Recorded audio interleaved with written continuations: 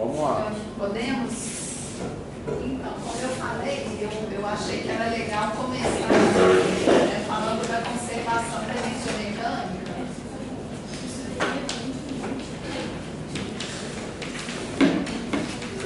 Ó, quem aprendeu isso aí em física? Vocês sim, né? Pessoas da matemática. Pessoas da matemática aprenderam isso, a conservação da energia mecânica, e eu vou começar por um caso específico que é em um campo gravitacional uniforme.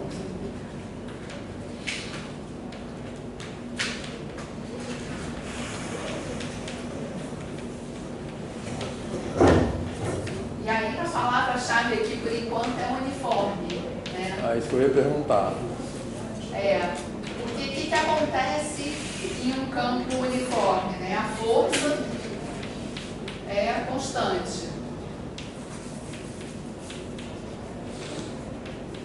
Então, eu vou querer chegar depois no caso onde a força é uma função da posição, né? Mas a gente vai começar olhando para a força constante, que é sempre mais simples. E aí eu vou começar falando do Galileu, né? Só para contextualizar, né? Na época do Galileu, pouca coisa se sabia, né? Eu acho que é importante até mais para as pessoas da licenciatura em física, né? O que se pensava na época? Porque a gente olha para trás muito com a cabeça de hoje em dia, né? Ah, não, o corpo em um estado de movimento, ele permanece nesse estado de movimento. Mas não era isso que se pensava na época, né? Na época de Aristóteles, dos gregos, a experiência que eles tinham era essa aqui, né? Eu vou dar... Ele não fica no estado de movimento, ele para, né? Então, um corpo não permanece, ele para. E as pessoas achavam que havia, né, que não era natural do corpo permanecer no estado de movimento e precisou do Galileu e das pessoas depois entenderem que não é que ele não permanece, ele está sendo empurrado para trás por uma força de atrito. Então, essa coisa da força de atrito, durante muitos anos as pessoas não entendiam que o corpo permanecia no estado de movimento. E o Galileu foi o precursor, né, que entendeu o conceito da inércia, de permanecer no estado de movimento, e ele fez uns experimentos que eram assim: você tinha aqui um plano inclinado para uma altura H, né? Aqui, né, fazia um dado ângulo θ1, você soltava uma bolinha aqui, e aí tem toda aquela descrição, ele polia muito bem o plano para não ter atrito e etc e tal, e colocava um outro plano aqui, com uma outra inclinação θ2, e o que acontecia, né, é que a bolinha chegava na mesma altura H, né? Então ele soltava daqui e chegava daqui. Isso tem implicações incríveis, né? Porque se a gente pensar, agora eu vou pegar e vou mudar esse θ2 e vou botar um outro ângulo assim, né? Então, vai andar mais até chegar na mesma altura H, né? No θ3. Mas e aí ele está descendo. Ele aqui, não, ele sobe, você solta ele aqui, e aí ele sobe aqui até a mesma altura H, entendi. e sobe aqui até a altura H. Tá. Né? E aí eu faço um θ4, um θ5 e vai diminuindo esse ângulo cada vez mais, até que, né, quando esse θ vai a zero, isso aqui vai andar a vida toda. E esse é o conceito da inércia que ele lançou, né? Se o corpo está em um determinado estado de movimento, se ele sobe até uma altura H e você vai diminuindo esse ângulo, se você vai essa altura H para zero, isso vai andar a vida toda. E aí veio toda essa discussão de por que você não observa, porque tem atrito. Mas, né, fazendo esse pequeno experimento que ele necessariamente tem que voltar para H, ele mostrou que se θ vai a zero, né, esse H só vai ser alcançado quando essa distância x aqui, né, aqui eu vou chamar de x3, aqui tem esse x2 de branco, né? Então, se o θ vai para zero, seu x de zero vai para infinito, né? Então, daí que surgiu essa ideia da inércia, né? Adorei saber. Pois é, as pessoas não sabem de onde vem esse conceito, né? E aqui tem uma Mas conta. tem uma coisa que eu acho que é bacana, porque conseguir experimentos que não sofram ação de forças que, tipo, atrito, resistência do ar, não é simples. É claro que sente, porque no desenho Só que ele tá, inicial, o cara desprezível. faz isso aqui, né? Ele faz H, desce até aqui e deixa aqui. A bolinha, ela vai parar, porque tem resistência. Então, como que ele, criativamente se livrou da resistência do ar? Não, ele vai subir até uma altura H. Aqui vai subir até a altura H. E aqui vai subir até a altura H. E aí, quando não sobe, aí que entrou a ideia de que tem uma resistência do ar. Então, assim, eu acho disruptiva essa maneira dele pensar. Porque não era isso que tinha na praça. O que tinha na praça era o Aristóteles lá, empurrei e parei. Para manter o estado de movimento do corpo, eu tenho que empurrar continuamente, porque é isso que a minha experiência cotidiana mostra. Então, precisou de toda uma engenhosidade, de bolar um experimento. Porque só se você não estiver no espaço que você vai ter uma coisa que só sofre a ação da gravidade mesmo. Tem alguns canais, eu acho que eu vi isso no Veritácio, é um canal de divulgação científica que é muito bacana, recomendo. É em inglês, né? É em inglês, mas hoje em dia o Google você consegue ligar na legendinha. E eles fazem o experimento de soltar uma bola de ferro e uma pluma juntos de um lugar, aí solta e aí você obviamente vê que a bola de ferro chega antes e a pluma chega logo depois. Aí eles, assim, é um lugar enorme, o que eles fazem? Colocam umas bombas de vácuo lá e tira todo o ar dali de dentro. Tira horas, e aí tirando o ar, solta de novo, se não tem ar, não tem resistência do ar. E aí, cai os dois juntos. Então, é um experimento que mostra que se você tira o ar, você tira a resistência do ar. E, efetivamente, essas duas coisas caem juntas. Então, é super bacana de ver, porque tem a filmagem do experimento, antes e depois do ar. Então, eu achei muito legal. Mas é muito legal essa coisa de você pensar na história da ciência e ver as pessoas observando o que está acontecendo e tentando entender, né? Pois e eu acho que isso tira um pouco a ideia do cara genial. Óbvio que ele é genial de pensar dessa maneira, mas não é assim, brotou da cabeça dele do nada. Ele estava pensando há milênios, assim, desde sempre, nessa questão do movimento do corpo e da inércia.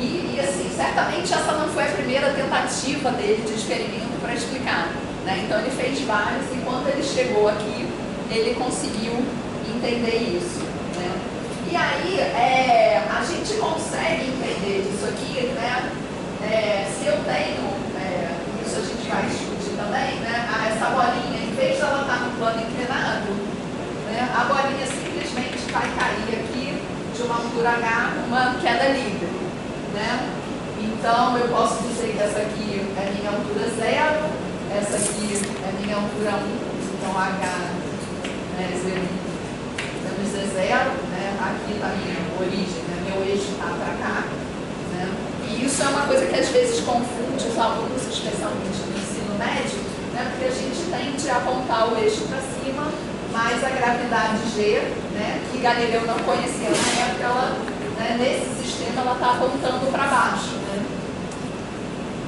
Então, troca um sinal aqui. E aí,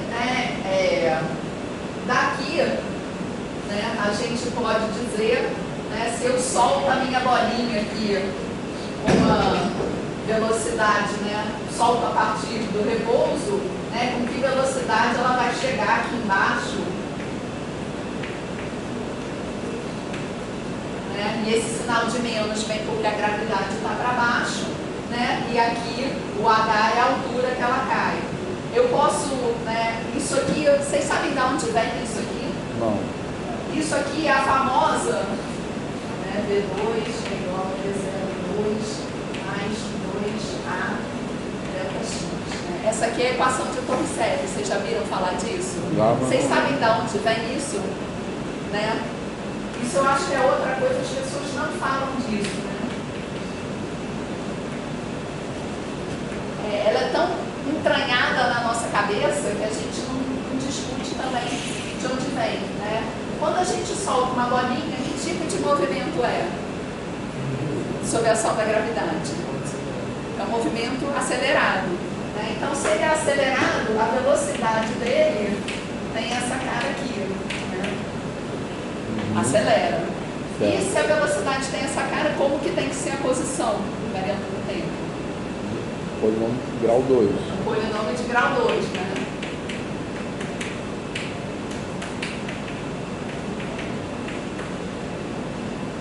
Então, o que a gente faz? A gente tira o tempo, porque essa é uma expressão que não depende do tempo, né? E essas duas expressões dependem.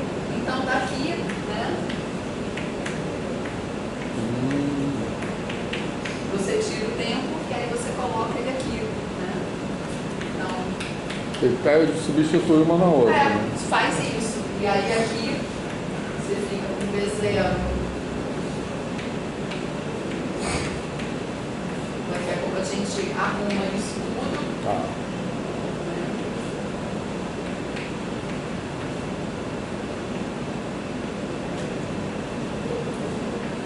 Aí esse, deixa eu separar aqui. Aqui está o quadrado, eu já coloco isso aqui.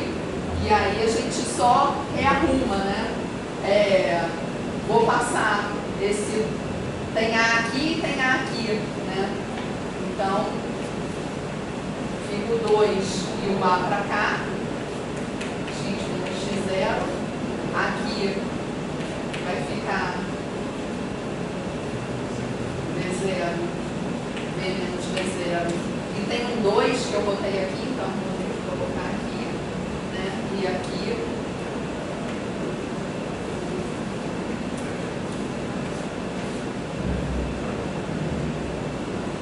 Aí sobrou aqui, esse termo aqui, eu fiz alguma bobagem, porque ele sobrou. Ah, mas por mim tá de boa, só ia só fazer a conta. Né? É só fazer uma conta, mas sai daqui. Eu devia ter feito com mais cuidado, Não, tá bem. porque óbvio que tem que funcionar, né? Claro. Já que não bota em evidência. Não pode abrir aquele negócio ali, multiplicar por V0 e coisas. Tem um V0 ao quadrado que Porque vai. aqui tem. Isso Vai aqui cancelar. Vai ter quadrado, V0 ao quadrado. Faltam 2 ali. Mais V2, menos 2V0, mais V0. Aí isso aqui, né? Esse aqui vai cancelar e esse 2 cancela com esse, exatamente. V2 menos V0 ao quadrado. Tá certo. Né? Então, a equação de Torricelli, ela sai simplesmente das equações de movimento, né, da posição e da velocidade, jogando fora o tempo. Né? E até tem muita discussão, claro que Galileu não sabia disso, mas era uma questão muito importante no tempo do Galileu, a medida do tempo. Porque ele, assim, a medida do tempo, no tempo dele, era muito imprecisa. Então as pessoas falam, ele usava os batimentos cardíacos, que a gente sabe, se você está excitado, vai dar certo, acelera. Então, essas... Nossa, ele usava batimento cardíaco? Diz a lenda que sim, que ele usava batimentos cardíacos. E depois tem outra coisa, relógios de água também. Mas essas quantidades que são extraídas sem dependência explícita do tempo, elas têm essa vantagem, porque num passado remoto, onde as medidas de tempo eram muito imprecisas, isso atrapalhava. E aí, se você consegue fazer isso, mas Galileu não sabia nada disso aqui, né? A gente que hoje em dia explica o experimento dele falando disso, né? Mas aí, voltando, né? Eu queria chegar... Então, é só um depoimento. Essa fórmula de Torricelli já alguma vez já vi isso, mas eu não tinha a menor ideia que de onde vinha.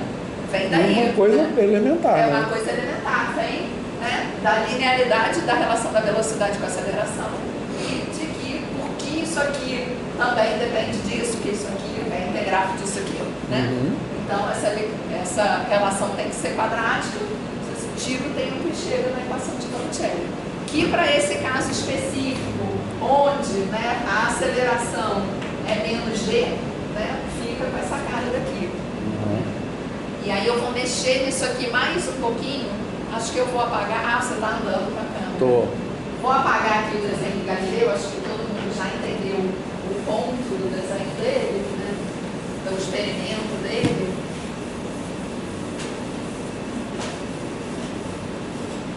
E aí, se a gente volta com isso aqui, né, chamando H de Z1 menos Z, e V, né, é a velocidade,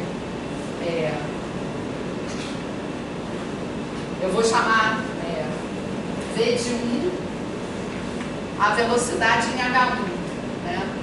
Então isso aqui vai ficar V02 menos 2G, e aí onde tem Z ali eu vou chamar de Z1 menos Z0, e aí eu vou só passar isso para o lado de cá, então V1 ao quadrado, e aí vou dividir por 2, já vai ficar claro por quê, mais GZ1 é igual a V0 ao quadrado mais GZ0.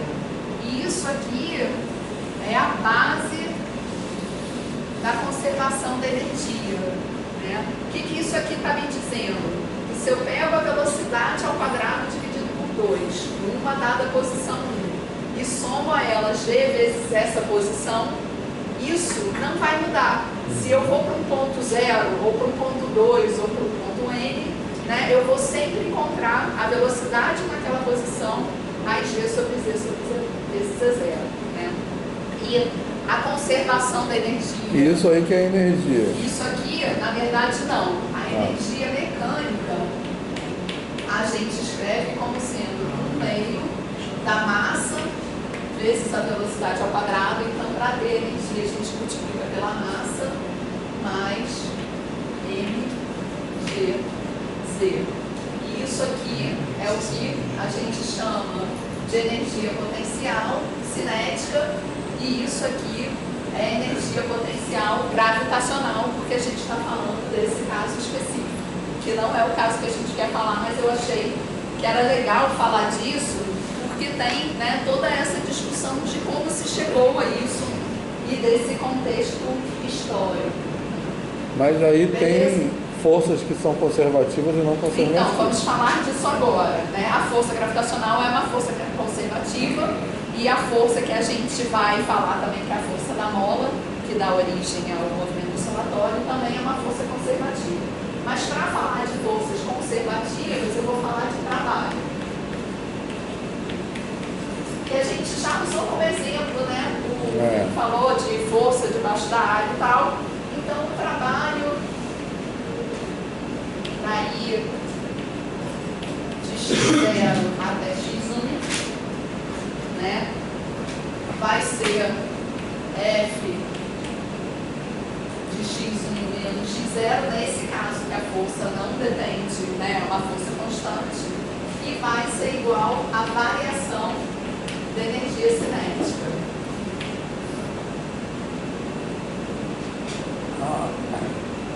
Então esse é o trabalho realizado sobre...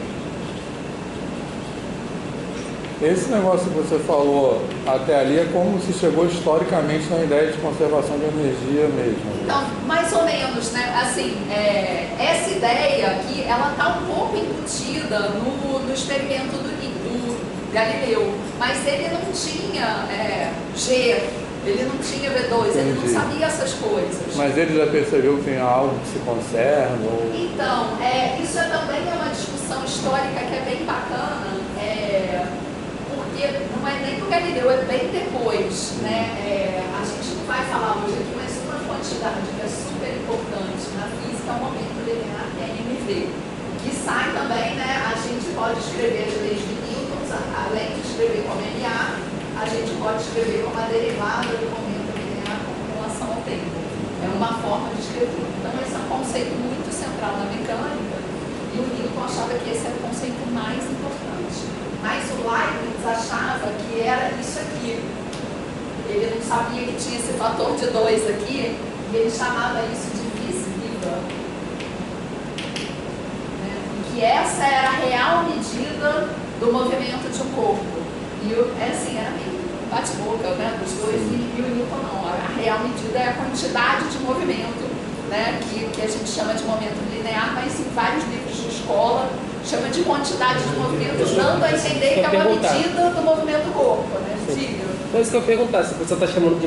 Eu conheci isso por quantidade de movimento. Então, no ensino médio é quantidade de movimento, mas na hora que você chega no física 1 vira momento linear, né? Mas é a mesma coisa. É a mesma coisa. Oi? Se alguém tivesse me dito isso quando eu estava fazendo física 1... Você não sabia que era a mesma coisa? Não. É a mesma coisa na escola, às vezes chama de quê? Né? Isso. Chama de quê? Então, eu realmente não entendo porque dar nomes diferentes para a mesma coisa. Nem eu. Pra mim Eu não acho faz que é para sentido. complicar. Assim, o nome momento linear, ele faz muito sentido, porque além do momento linear, tem o momento angular. Então, tudo que vale para o linear, né, essa relação entre força e momento linear, tem uma relação entre torque e momento angular, que é exatamente igual, e tem esse trabalho, aí aqui é um x menos x0, é um delta θ. Então, assim, tem... a relação entre eles é muito estreita, então faz sentido chamar de momento linear. Essa coisa da quantidade de movimento é uma coisa muito ainda associada a esse contexto histórico, como isso e isso, né? E hoje em dia a gente sabe que essas duas quantidades, tanto o momento linear quanto a energia cinética, as duas medem o estado de movimento do corpo e são muito importantes, mas elas medem coisas distintas, né? Assim, o movimento é uma coisa muito complexa e você pode usar coisas distintas para falar dele. Então, eu não entendi porque que multiplica por M ali, mas pode... então, assim, por enquanto eu vou te falar, assim, uma resposta bem besta, uma questão de unidade, né? A gente pode, né, a energia, a gente usa o Joule, geral, né? Ou outra unidade de energia. Mas eu estou falando aqui de um sistema super simples, em que a força não varia com a posição e a massa é constante. A gente tem sistemas que vão perdendo massa. Então, nesses sistemas onde a massa não é constante, se você não coloca a massa ali, você vai perder uma informação importante. Então, na maioria dos casos, a massa não fica variando, e aí meio que tanto faz. Mas aí, para você ligar isso com as leis de Newton e ligar aqui com o conceito de trabalho, ia faltar essa constante. Tá, eu tenho perguntas bem básicas. Pode fazer. Não que eu saiba responder, mas acho legal. Até assim, eu acho que as dúvidas bem básicas que o pessoal da matemática tem devem ajudar os alunos da licenciatura. Porque é o tipo de dúvida, assim, mais qualificada, né? Porque eu acho que os professores se exprimem melhor que um aluno do ensino médio, mas é o tipo de dúvida que um aluno vai te perguntar em sala de aula, né? Então, é legal, assim, ouvir a perspectiva de quem não fez mecânica da partícula, mecânica do sistema, né? Quem não passou por isso, o que vai te perguntar essa pessoa quando exposta a isso? Então, acho foi uma das coisas que a gente quis misturar as turmas, né? Dar essa perspectiva para os dois, né? Para os alunos de matemática também verem as perguntas meio sem noção que a gente faz para quem, né, nunca viu as definições tão formais de matemática. Mas, eu tinha até uma... Não é isso que eu ia perguntar, não. Aquela dúvida que a gente já falou sobre isso, que eu perguntava para os professores de física na graduação, que era, porque tem um conceito de massa que é massa inercial, outro conceito que é massa gravitacional, e por que é a mesma coisa? E os professores, a gente falou isso, acho que na aula passada. a gente conversou. E os professores sempre respondiam não se preocupa com isso não. Mas assim, é um ponto muito central da física, né? Esse experimento do Galileu específico, ele está analisando a massa inercial, ele está vendo a dificuldade de mudar o estado de movimento do corpo. Esse exemplo que eu estou dando aqui é um exemplo particularmente confuso nesse sentido, porque ele matematicamente ele é simples, porque a força é constante, força constante, beleza da gente lidar, mas é exatamente o caso em que eu estou lidando com a força gravitacional, onde a massa aqui, né, quando eu escrevo F igual a mg, esse m aqui é uma massa gravitacional.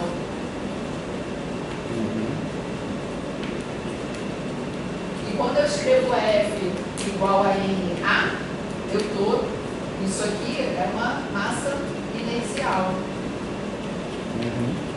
E aí quando eu escrevo isso aqui, aí é que é essa dúvida, porque ela, ao mesmo tempo, ela é a massa gravitacional e a massa inercial. Então, é confuso isso, né? Enfim, aí tem outra coisa que eu acho que alguma hora você vai falar que, assim, de história da física mesmo, porque eu já ouvi isso sim, porque tem um momento da história da física que as pessoas achavam que as leis que regiam o que acontece na Terra eram diferentes das leis que regiam o que acontece, sei lá, no céu. E isso foi uma das outras grandes contribuições do Newton, porque hoje a gente vê a mecânica e pensa que foi tudo ao mesmo tempo, mas essa parte aqui, né, de P igual a MV e do MGZ, é a parte, digamos, do dia a dia e da mecânica da Terra.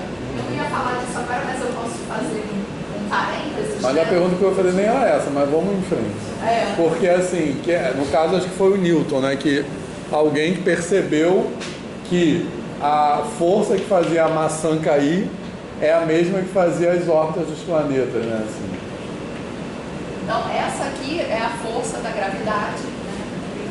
Vou botar um sinal de menos na frente, que é uma força atrativa, né? Então, G é a constante de gravitação universal, M é a massa de um dos corpos, Mzinho do outro corpo, são dois corpos, um atraindo um ao outro, e R ao quadrado a distância entre eles. Quando a gente está na superfície da Terra, né, o que acontece? Esse M aqui é esse Mzinho aqui que a gente está no todo dia. E isso tudo que sobra aqui na frente, isso aqui é o G. É a aceleração da gravidade na superfície da Terra. Então, ele fez essa descoberta que isso aqui que ele já tinha visto antes, né, vendo a massa cair na cabeça dele, é a mesma coisa que faz aqui na superfície da Terra. Isso aqui fica sendo o raio da Terra, que é constante, e isso aqui fica sendo a massa da Terra, que é constante em boa aproximação na Terra toda. Né? A massa é sempre constante, mas o raio, você está no Everest, não é igual está aqui. Né? Então tem diferenças, assim, a gente mede em FISESP, né? G, medido período de pêndulo. Né? Então, na verdade, quando a gente faz assim, um problema de queda livre, desprezando a resistência do ar, você também está desprezando a variação desse R. A gente que é muito... está assumindo que isso aqui é igual a uma constante. Mas depende da altura que você está, na verdade. Depende de coisas diferentes. Porque aí, assim, com a precisão do seu experimento, né? Aquela discussão que a gente teve também quando a gente faz uma medida em física. Tem o valor e tem a incerteza. Então, dentro da incerteza que a gente usa lá, né, medindo o período de pêndulo em FISESP, você não vai ver diferença, né, de estar no terceiro andar ou estar no térreo. Né? Isso. A gente não consegue perceber. Mas a outra pergunta que eu ia fazer é ali, o que se conserva é a energia total, né? É energia total. Mas uma força pode depender da posição e ainda assim ser conservativa. Pode, a gente vai chegar lá. Tá. Então, né, aqui eu estou falando do trabalho realizado sobre uma partícula.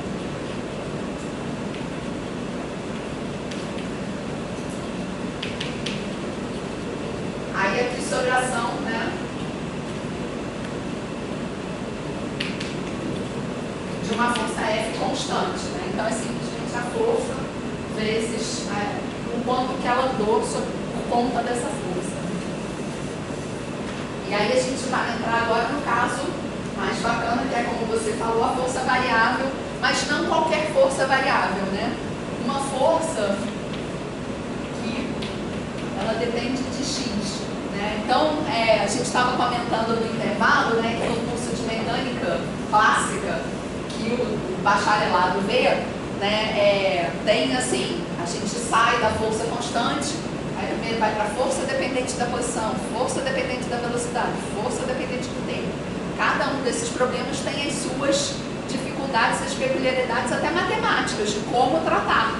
Né? Porque aqui, né, o mais geral seria uma força que depende de X, X', D, né? Então, ou poderia depender, né, Então, quanto mais coisas, né, a sua força depende, mais difícil tratar. Então, no caso mais simples, a força só depende da posição. Aquela de viscosidade depende da velocidade, né? Depende da velocidade. A resistência do ar depende da velocidade. Em alguns casos da velocidade, outros casos da velocidade ao quadrado. Né? Em casos de pêndulo forçado, a gente tem força que depende da posição. né? Tem força que depende da velocidade, quando ele é amortecido e forçado, né? Então, né, voltando, o oscilador harmônico e suas variações, né, forçado, amortecido, ele tem, né, toda uma riqueza de física e de tratamento matemático que vem junto com isso. Mas vamos olhar primeiro, né, para esse caso bem simples, em que a força depende da posição, e aí, né, a gente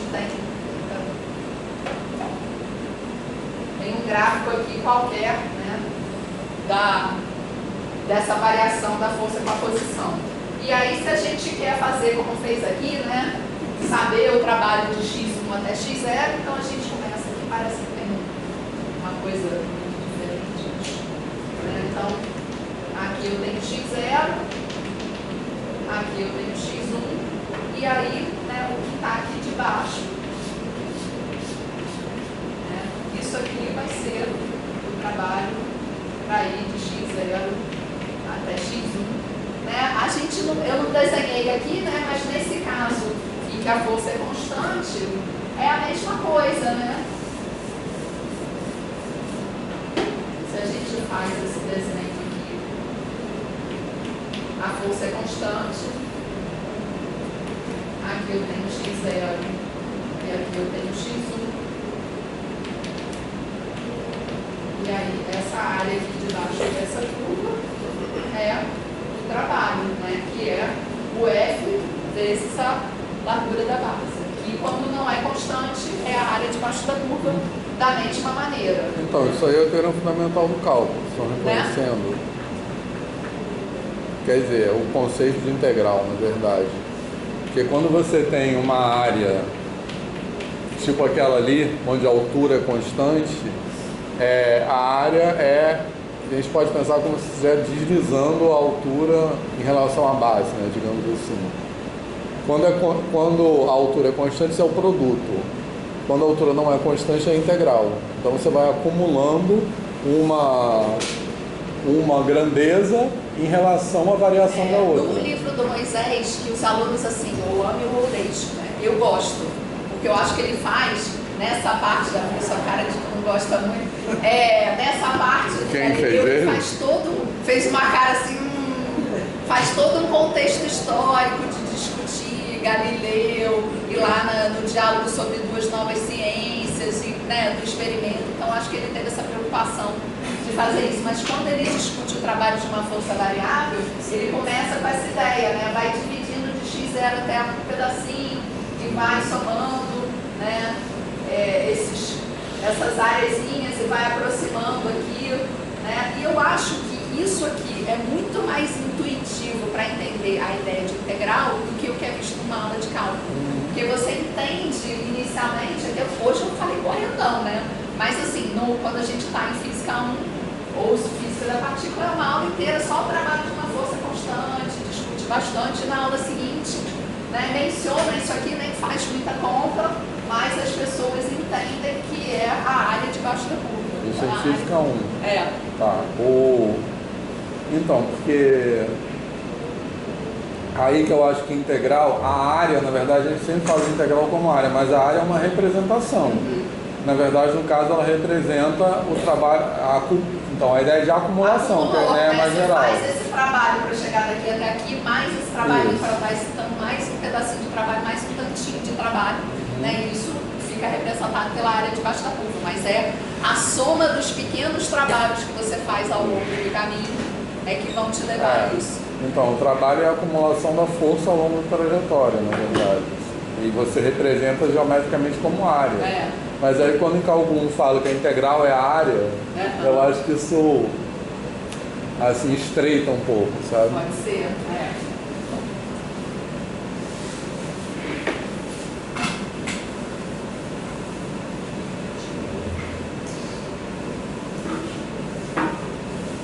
E aí eu vou passar para o caso, que é o caso que está relacionado com o oscilador harmônico, que é a força da mola, né? Então, é a chamada lei de Hooke,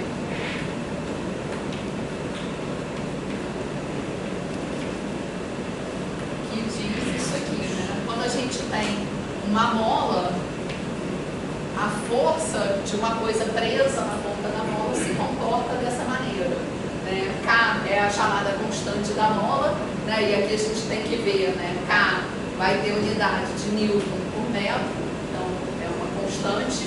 E aí, assim, em FISESP 2 a gente tem coisas com molas, e aí eu dei FISESP 2 muitas vezes e eu já sabia, assim, a mola que é mais durinha, ela tem um K maior.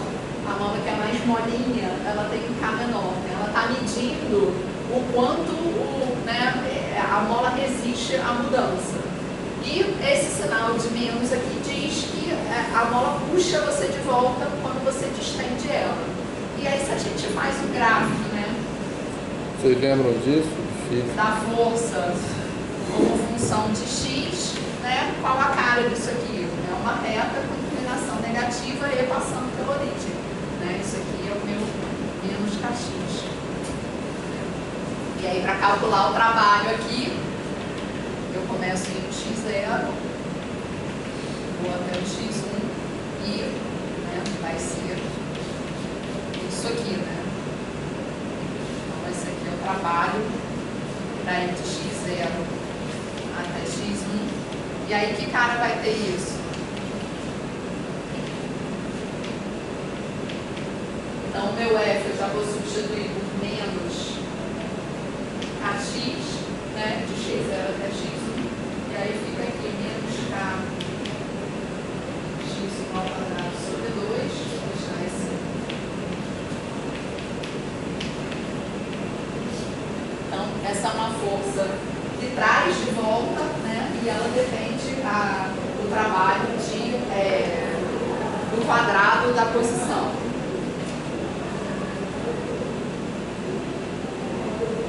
E aí,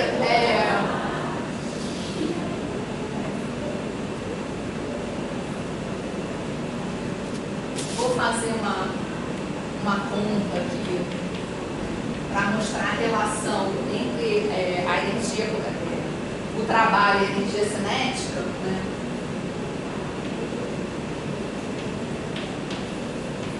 Num caso bem geral, né? Então eu posso escrever que a força é a massa dessa aceleração. A aceleração eu posso escrever como a derivada da velocidade em relação ao tempo, né? E lembrando aqui, né, eu quero colocar isso aqui, né, nessa integral de x0 até x1 de f vezes dx. Né? Então, além de substituir a força aqui, eu tenho que substituir esse meu dx também. Eu quero fazer uma mudança de variáveis. Então, dx eu vou escrever, né, a diferencial de x como ddt, lembrando dessa relação entre posição e velocidade, e aí dx dt, e vou colocar tudo isso aqui e isso aqui.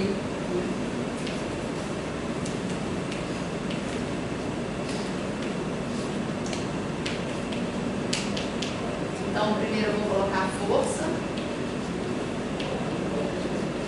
Aqui. E agora eu vou colocar o dx. Aqui. E aqui onde tem dx dt, eu vou voltar a chamar de v. Não precisa chamar de v.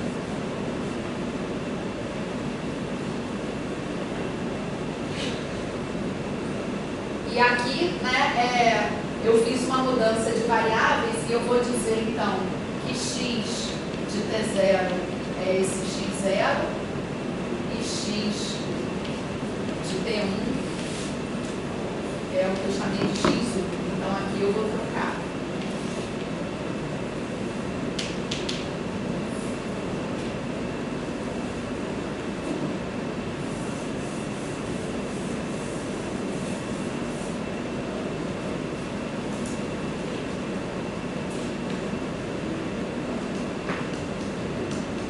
E agora eu vou fazer outra mudança de variável.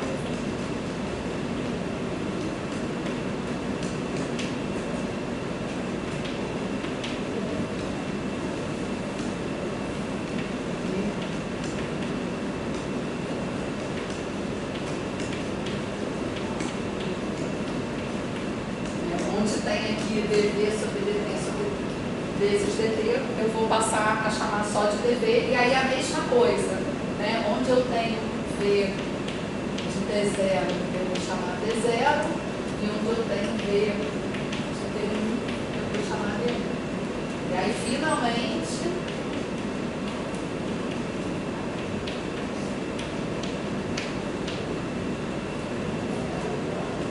MV, DV, e agora eu posso fazer essa integral.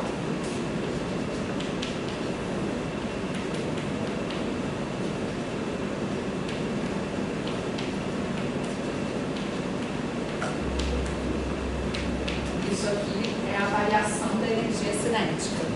Os alunos de física já tinham visto isso, né? Da onde vem, né, que o trabalho é a variação da energia cinética. Isso é uma coisa bem fundamental na mecânica, né? Que às vezes assim, é porque é, mas não é porque é, né? Vem, segue das leis de Newton e das relações entre velocidade e posição.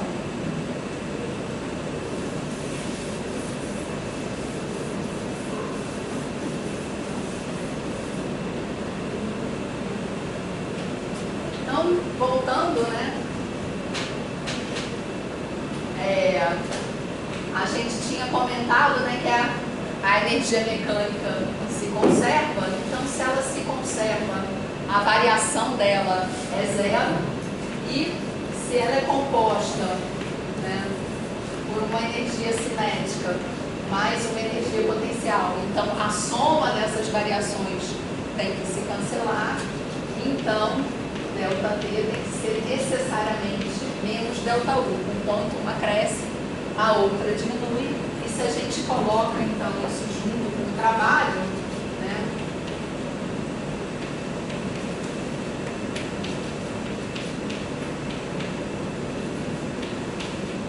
Então, ao mesmo tempo que a variação da energia cinética é o trabalho, menos a variação da energia potencial tem que ser o trabalho também. E aí, com isso, né, a gente volta para cá, né, eu tinha dito que o trabalho era, né, nesse caso da força elástica, isso aqui. Então, isso aqui, né, sem o sinal de menos, vai ser a energia potencial. Então, eu posso dizer que o meu U de X é caixa de 2 sobre 2. Né? E aqui tem algumas questões, né? A gente vai discutir um pouquinho, mas eu estou dizendo que U só depende de X. Né? A energia potencial, ela tem essa peculiaridade que ela é sempre definida a menos de uma constante aditiva ou subtrativa. Porque o que interessa é sempre a variação. Então, se eu somo aqui kx0 ao quadrado sobre 2 ou não somo, quando eu subtraio uma da outra, né, não vai fazer diferença. Isso é importante a gente ter em mente. E lembrar também, né, dessa dependência aqui com x ao quadrado, que é uma parábola que a gente vai olhar para ela agora. Então, a ideia é que ao longo do movimento a energia mecânica, que é a energia total, se conserva. Então é como se a energia potencial estivesse se convertendo em energia exatamente, cinética. A gente vai ver isso agora. Então a gente fica com a energia sendo 1/2 de MV2 mais 1/2 de kx2, para esse caso específico. E aí, aqui, né, eu fiz essa conta e encontrei uma energia potencial, mas nem sempre existe uma energia potencial associada a um movimento. Né? Se a gente inverte essa relação daqui, né, e lembra da relação entre potência, entre trabalho e energia cinética, a gente vê que eu posso escrever a força como sendo menos dU dx. Né? Então, forças que podem ser escritas dessa maneira, como derivando de um potencial, elas são forças onde a energia potencial existe. E são, nesse caso, forças conservativas. Né? E as forças conservativas, elas têm várias propriedades, né?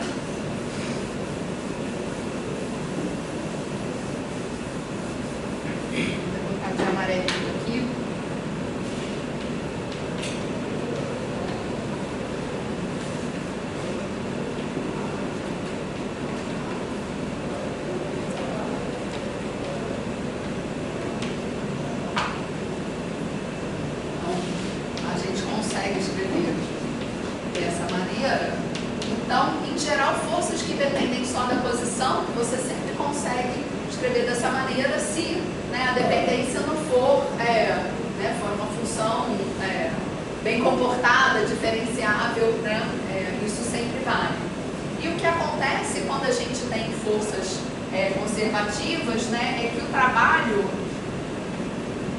para ir de x0 até x1 depende só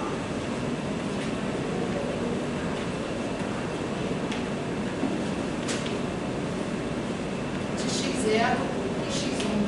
Ele não depende de como você vai de x0 Não depende da trajetória. Independente da trajetória. Aqui a gente está falando de um movimento bidimensional, não tem muita graça, porque ele tem que ir, tem que voltar pelo mesmo lugar. Mas se a gente tem uma coisa em mais dimensões, né? Então tem aqui num plano, né?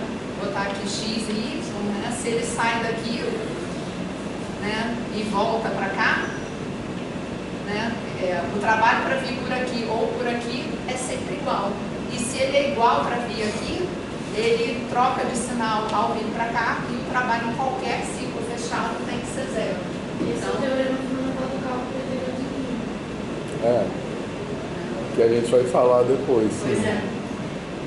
Lembra do teorema de Qualquer Green? campo que a gente for superficial. Sim. Essas coisas Exatamente. estão totalmente Isso. relacionadas e eu acho que... E a gente vai chegar lá, aqui na disciplina. Pois é, eu já adiantei, né? Mas eu acho que assim, quando as pessoas no cálculo falam disso, não vê todas as implicações, né, disso aqui. E quando a gente vê na física, a gente não entende bem de onde veio isso. Então é legal de não estudar essas coisas. Né? Porque no cálculo, nem sei direito como é que fala isso no cálculo 3. Esse negócio de energia potencial. Chama de função potencial, né? Função potencial de um campo de força. Mas não fala em geral da interpretação física. Eu pulei, mas assim... geralmente fala. Só fala que independe do caminho. Então já está meio que implícito, mas não se dá enfoque nisso. Vou fazer um pedacinho de um comentário que tem no livro do Moisés e eu acho bacana, né, que diz respeito a isso. Então, se F só depende de x, né, só depende da posição, então eu posso escrever, né, essa função, né, φ de x, que vai ser de x0 até x, de f de 1 de 1.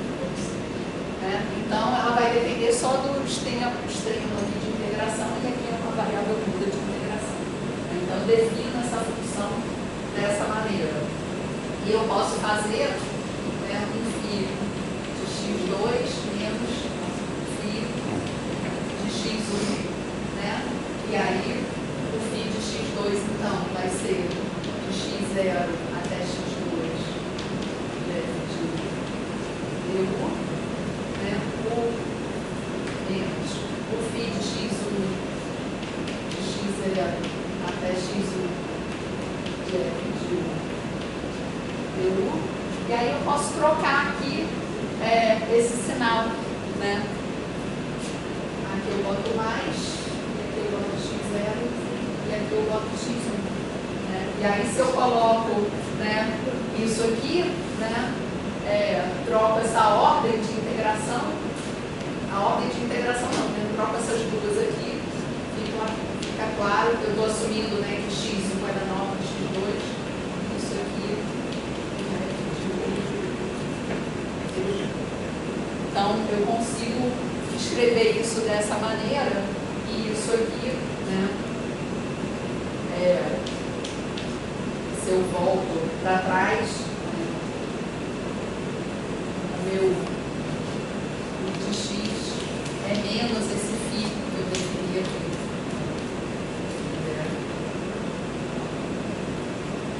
Essa integral de f de u.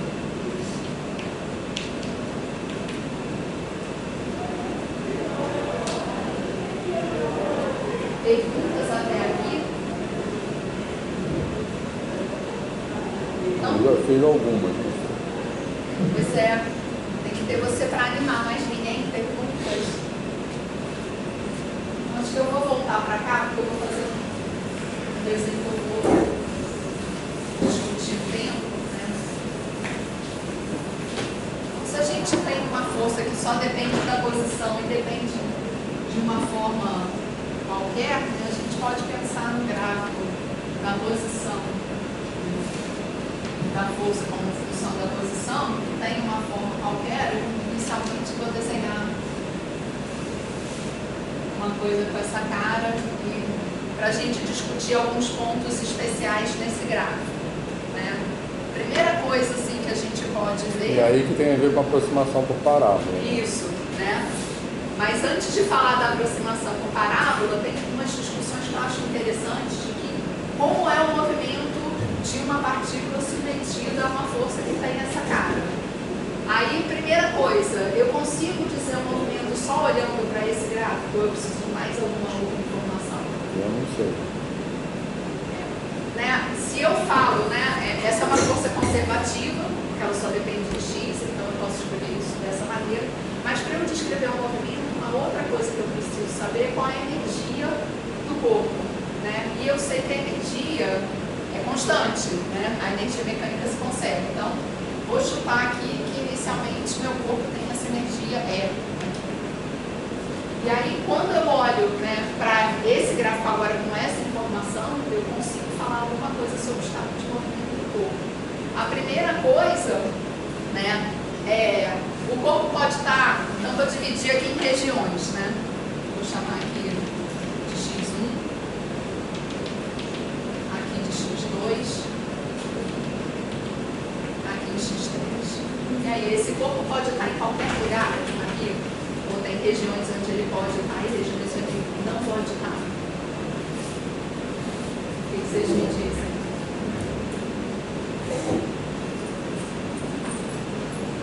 Palpites? Não sei. Se um corpo que tem essa energia potencial, que não tem força concorrente, que é o de x. Aí é... A energia potencial, U de x. E essa energia ele pode estar em qualquer lugar do espaço. Essa é a energia mecânica. Energia mecânica, a energia total do sistema. E esse gráfico de U de x é a energia potencial. Esse corpo pode estar em qualquer lugar. Onde que ele pode estar? Ele pode estar embaixo do E com alguma velocidade. Isso. Todo mundo entende isso? A energia total, Eu não ouvi. Ele pode estar embaixo do E tendo alguma velocidade. ele pode, né, as regiões permitidas, né, o corpo pode estar entre x1 e x2, e aqui você quer botar o igual, ou um x maior que x3. Essa região aqui, ela é uma região proibida, e essa região aqui, ela é proibida. Por que é proibido? Né? A energia mecânica, que é a curva em amarelo, né? Que aí a energia cinética seria negativa. Exatamente. Né? A energia mecânica vai ser a energia cinética que eu vou colocar aqui de azul. E se a energia cinética for zero, não tem movimento. Aí... Exato. Mais a energia potencial. Né? E como a energia cinética tem essa cara aqui, né? A massa é sempre positiva, 2 é sempre positivo e V ao quadrado é sempre positivo. Então, isso aqui é maior ou igual a zero. Essa quantidade tem que ser positiva. Então, a energia ela tem que ser sempre maior ou igual à energia potencial. Né? Porque aqui, né, eu não tenho. Aqui eu posso desenhar, né, de azul. Aqui é o tanto que falta, né, em cada ponto desses. Isso aqui é o valor, né? Cada barrinha dessa é o valor da energia cinética. Né? Aqui não consigo, né? Porque aqui seria negativo e isso ia levar a uma velocidade não real, né? E a gente não tem. Então, tem esses pontos. E isso me diz que onde essas curvas se encontram, né, como o Vic notou, aqui a velocidade é zero, porque a energia total é exatamente igual à energia cinética. Então, nesses pontos aqui, né, a gente tem V igual a zero. É igual a energia potencial, né? Porque a energia cinética é zero, não é isso? Aqui a energia cinética é zero. Então, a gente chama esses pontos de pontos de retorno. Porque se ele inicialmente ele está aqui dentro, ele tem uma certa velocidade, ele vem vindo para cá, vem diminuindo a velocidade, essa barra vai ficando menor até que ela para. E aí ele volta e vai aumentando. Por que ele volta para cá? Vocês sabem dizer? Né? Se a gente lembra, né, que a força é menos dx, né? O que acontece aqui? O U aqui é positivo, a derivada de U aqui é positiva, então a força é negativa. Aqui tem uma força F que empurra de volta, né? E aqui, em toda essa região, que a derivada é positiva, tem uma força F que é positiva, né? Porque tem o sinal trocado da derivada. Então, né, ele fica preso. E aqui, o que acontece aqui no mínimo? Velocidade máxima. A velocidade máxima e a força. A força aqui é zero. Né? Então, se eu não tiver essa velocidade, né, esse é um ponto de equilíbrio. Né? E é um ponto de equilíbrio estável. Por quê? Porque se eu saio um pouco para cá, eu tenho uma força que me leva de volta para ele.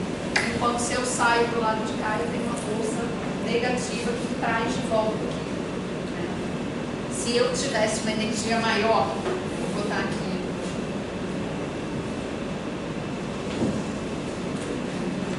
energia 2, e conseguisse chegar nessa região aqui, o que ia acontecer? Esse ponto aqui,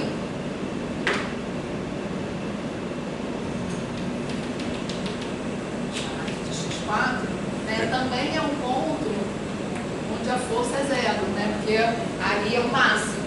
Então, se ele é o máximo, a derivada é nula. Mas, se eu ando um pouco para cá, a derivada da curva é negativa. Então, a força é positiva. Ele vai me empurrar para longe. E aqui a mesma coisa. A derivada é negativa, a força é positiva e vai te empurrar para cá. Então, esse ponto aqui, que é o máximo, né, ele é um ponto de equilíbrio instável, porque a força, né, se você sai dele, a força faz com que você saia cada vez mais dele. Então, aqui,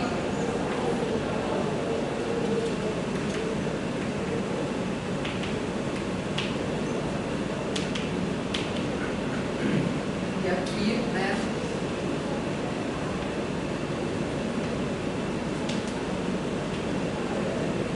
coisa que o Vitor tinha, né, comentado, máximo e mínimo, equilíbrio, aqui dá para entender por que a gente chama de equilíbrio estável, porque ele tem uma força restaurativa que traz para a posição de volta de equilíbrio, e aqui ele é instável porque ele tem uma força que tira, né, dado que você saia da exata posição de equilíbrio, ela vai tirando cada vez mais. E nessa região aqui, que eu tentei desenhar reta, mas não ficou muito reta, né, o que acontece? Se ele entra aqui, né, aqui, né, a força é zero, né, e o U também é zero, né, a derivada não é zero, que é uma constante, mas ele não está variando, então a força é zero em toda essa região. Então, se você anda para o lado, não tem nada para te trazer de volta, e aqui também não tem nada para te trazer de volta, então a gente diz que é indiferente.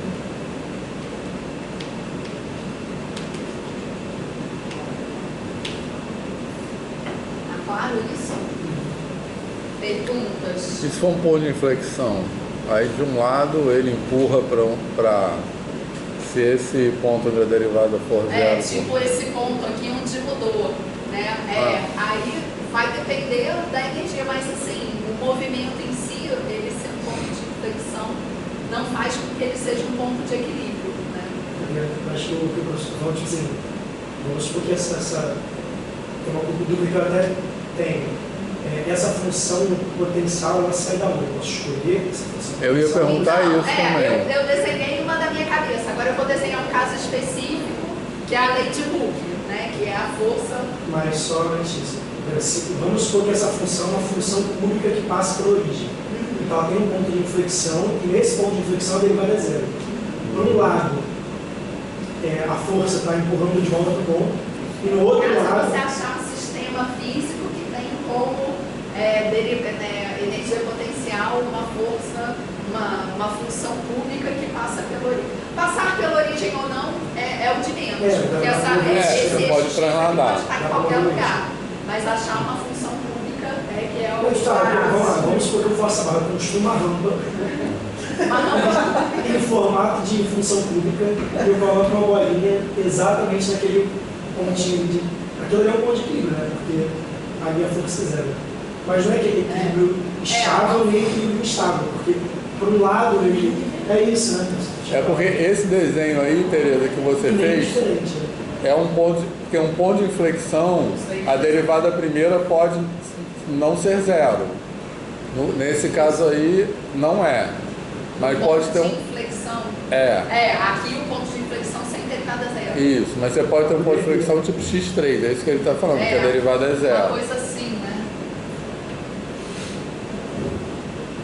É isso? Isso. Só que no Gente, seu... meu desenho péssimo, aí aqui Esse aí também não está com derivada zero, mas tudo bem, né? pois é, meu desenho. Faz metade uma parábola para cima e depois a outra metade para baixo. Isso. Mas ele poderia ser isso fora da origem. Assim, e bota Porque aí é como se de um lado ele fosse estável, do outro lado instável, entendeu? Porque de um lado ele... Mas isso pode acontecer, né? Então o que acontece? Né?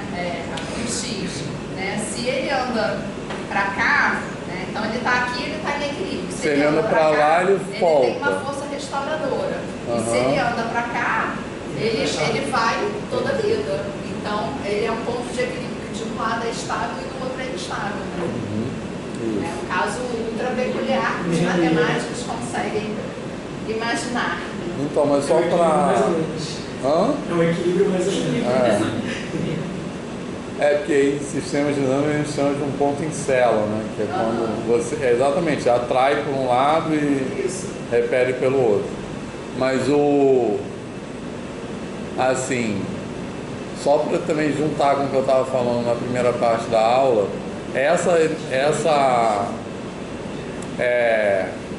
esse gráfico aí da energia potencial pode ser uma função qualquer. Pode. Então, como é que você vai classificar isso? Se é um ponto, que tipo de ponto de equilíbrio é?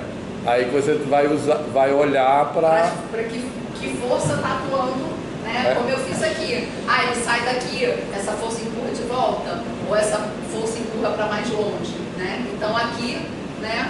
Desse lado empurra de volta, desse lado empurra para mais longe. Mas aí você vai olhar para uma aproximação por meio de uma parábola disso aí. A gente já vai chegar no polinômio. Diga, que você quer falar alguma coisa? Eu estava tentando imaginar isso aí. O quê? Isso aqui, essa força aqui, eu estava tentando, não cheguei. Eu estou com um pouco uma dúvida. Diga. Que eu acho que é a mesma coisa que o João perguntou, que é assim, da onde vem essa energia total, essa energia cinética? Porque tipo assim, esse desenho que você fez aí é um desenho possível fisicamente? Pode ser. Eu vou fazer um caso concreto que é o oscilador harmônico, que eu acho que ele é super instrutivo. Tipo assim, a minha pergunta é, você tacou que ele é um ali meio que em qualquer lugar. Ele pode estar em qualquer lugar, fisicamente falando? Tipo, tem aquele gráfico da energia potencial com aquela energia cinética ali. Então, se ele...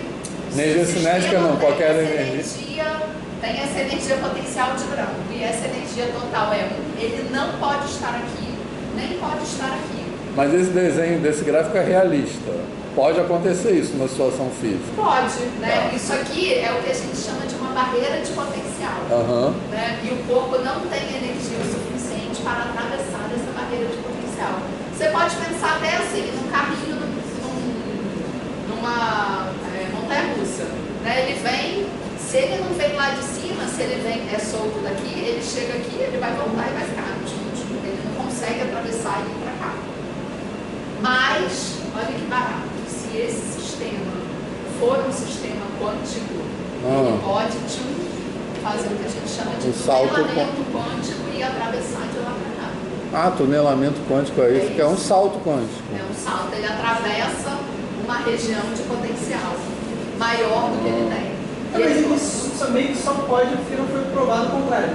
Não, ele só pode porque você encontra ele do lado de cá. Empiricamente. Você só faz o experimento. Você faz o experimento, aí qual é o experimento? Posso até? Não é o oscilador ainda. Quando né? você diz, você tem encontra empiricamente mesmo. medindo, você tem isso aqui, né? Você tem aqui um sistema, você tem um elétron aqui, e isso aqui é uma barreira. Isso aqui é uma barreira de potencial. Então você faz lá, como que você faz isso? Você pode, por exemplo, você coloca aqui um material muito usado, é o arseneto de galho. E aí, É o quê?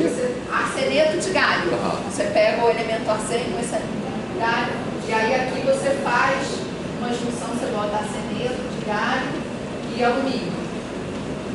E essas coisas têm energias diferentes. Aqui você volta para o seu arseneto de galho. Esses materiais são todos semicondutores, então eles conduzem, tem poucos portadores, mas você tem energias diferentes. E aí, digamos, se você cresce bonitinho, assim, a sua figura de energia é essa aqui, de energia potencial. Uma dada energia potencial, um salto nessa região, e aí volta. E aí você coloca um elétron aqui felizinho, ele vem propagando, e ele pode atravessar essa barreira e vir aqui, e aqui tem o seu medidorzinho, e ele vê esse elétron do lado de cada barreira. Então isso pode acontecer. Então, mas ele não vê o salto, né? Não vê o salto. Depende da largura da barreira, esse delta L, se a barreira é muito larga, passa menos. Depende da altura da barreira. Então, por isso que eu falei que era por Estivesse lendo um dedução. quadrinho, elipse. Porque de fato você não vê Pode acontecendo, mas por dedução aconteceu. Entendeu? É meio que está no escuro. Porque num instante ele está num lugar, no outro instante ele está em outro Você lugar. vê ele antes e você vê ele depois. Né? Isso, Tem algumas medidas, mas aí eu tinha que buscar de o que acontece no interior da barreira. Porque o que acontece é que isso, por que você pode fazer isso? É por conta do princípio de certeza que você tem. Exatamente. E delta E vezes delta T tem que ser maior ou igual a H colocado sobre 2. Isso aqui é constante de Planck. E, a princípio, o seu delta E é, assim, a sua energia é dada. Mas, se você faz uma medida num tempo muito curto, isso aqui, o produto dos dois não viola essa desigualdade. Então, é como se você fazendo num tempo curtinho, você conseguisse deixar essa cara, por isso que tem essa questão. É absurdo, mas funciona. É absurdo, mas funciona. E assim, o Nobel de Física do ano passado, eu fiquei super feliz que foi uma mulher que ganhou, não era a única, mas era uma dos 3, é a Anne Luyer. E o que ela estuda é eletrônica ultra rápida. Então é bem estudar, processos que acontecem em escalas que é 10 a menos 15 segundos, para conseguir olhar onde as pessoas não conseguem olhar. Tem a ver com o que ele está perguntando, então. Esses saltos, onde ele estava entre uma coisa e outra. Bem legal isso. Vai sair do meu roteiro aqui para apagar isso. Mas é bom. É bom sair do roteiro. É um momento mais divertido. Uma coisa que eu acho muito louca, mas não é falar disso agora não, tá? Senão vai sair total do roteiro, que é aquele negócio de embaralhamento, Emaranhamento. Isso. Adoro, trabalho com isso. Mas não é fala. muito divertido, mas a gente não A gente vai mudar de assunto completamente. Vamos. Professor, aquele ali pode ser meio que o último pendular de um pêndulo? Foi? O último pendular de um pêndulo, aquele ali pode ser? O que? Isso aqui? Essa função. Não, porque aqui, quando você tem um movimento pendular, que você está falando do último, se você está falando de um pêndulo, você está falando de uma coisa feita por isso aqui. Quando ele para, por que ele para?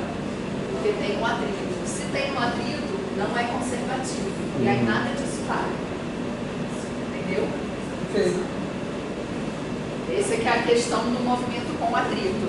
E aí depende da velocidade, Aí depende da velocidade, porque aí a força que está parando ele, você pode pensar, tem o nó do fio aqui, tem um atrito, tem um atrito aqui do fio aqui, E tem um atrito aqui da bolinha na resistência do ar. Com a São resistência dois do tipos ar, de né? atrito. Esse tipo de aqui, a resistência do ar vai com a velocidade, esse aqui depende muito de como é feito, mas os dois contribuem para ele parar. Aham. Mas voltando aqui, né, ao nosso oscilador harmônico, então essa energia potencial é Kx2 sobre 2. Aí eu vou dizer, esse cara aqui tem energia E. Eu vou desenhar aqui minha energia E. Né? E aí, se essa energia é E, eu vou dizer aqui que ele está aqui entre menos A e mais A. E posso dizer então que a minha energia é 1/2 de K vezes esse A aqui ao quadrado. Né? A energia dele permite que ele tenha um movimento de amplitude A, ele vai ficar oscilando entre menos A e A. Mas calma que eu me perdi um pouco. Não. Aquela fórmula de energia potencial que você botou no começo é a aceleração, massa, como é que é? Não, então, essa aqui é a do... Mas aquela que você botou da gravidade no começo. Quando a gente tem a gravidade é mg vezes z. Aqui eu não estou falando disso. Aqui eu estou falando de um acelerador, de um oscilador harmônico. A energia potencial é Kx2 sobre 2. Mas a energia cinética é sempre aquilo A ali. energia cinética é sempre 1/2 de mv2. E a então energia... a energia total aqui vai ser 1/2 de Kx2 mais 1/2 de mv2. E isso aqui vai ser igual, nesse caso, a 1/2 de K vezes esse A ao quadrado. Uhum. Só troquei, né, a constante E por uma outra constante aqui. Mas a energia potencial depende do tipo de força, basicamente. Depende É isso? do tipo de força, exatamente. Lembra que a gente chegou nisso aqui, vendo o trabalho integrando, Sim. né? Então foi daí. Essa aqui a força é menos Kx. Né? Então dessa força sai essa energia potencial, né? E a energia cinética é sempre essa, não vai mudar. Então a energia total depende basicamente da força, né? Porque aquela ali também, que é a Então, velocidade depende da força, mas e depende da massa. também de quanto de velocidade você tem inicialmente. Ah, entendi. Né? Depende, isso é um Certo. problema de condições iniciais. Certo. Qual é a sua Não, energia? então, Depende. beleza. Então aqui também, né? Eu não falei Porque a minha disso, pergunta mas ali era isso, da onde vem aquelas coisas, né? Exatamente. O que mas dá a essa energia exato, mecânica do assim, sistema? onde eu coloco essa linha? Dado que ele tem esse Isso. X, onde eu coloco essa linha é que velocidade ele tem. Ah, Né? entendi. Então isso é um problema de condições iniciais. Se inicialmente ele pode ter uma velocidade, né, tal que coloque essa energia aqui. Aí ele só pode estar aqui. Ou ele pode ter uma velocidade maior. Então é onde está a velocidade e onde está o X. Porque, por exemplo, se ele tem essa energia aqui, ele vai estar aqui ou aqui, dependendo de onde ele começou. E com que velocidade começou. Se ele começa aqui e com velocidade positiva, ele vai para lá toda a vida e nem vai ver isso tudo aqui acontecer. Saquei. Se ele está aqui, ele vai ficar preso aqui. Né? Depende de onde ele começa. Né? Depende de onde ele começa. Legal. Então, aqui eu vou fazer a coisa meio pela metade, porque é uma certa conta e eu não vou fazer essa conta toda. Mas, que eu acho até, o Vic comentou que quer falar de oscilador harmônico mais pra frente, de como resolver, né? Mas, assim, a gente pode tirar a velocidade daqui, né? Eu passo esse K pra lá, né? Vou só botar aqui V, que é dx dt. Então, vou rearrumar isso aqui, passar isso pro lado de cá, aí fica raiz de 2 sobre M. Aqui 1/2 de K A2 menos 1/2 de KX2. Posso dar uma rearmada, né? Cortar esse 2 com esse, tirar esse K daqui.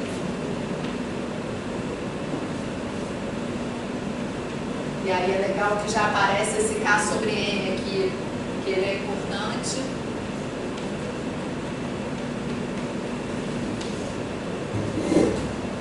Então, Isso aqui é dx dt. Uma maneira de resolver isso aqui é integrar isso aqui para achar x de t. Não vou fazer, mas é assim que se faz. Mas vou dizer aqui, né, que é uma mudança de variáveis trigonométricas. Exato, né? Vou definir ômega como raiz de k sobre n, né?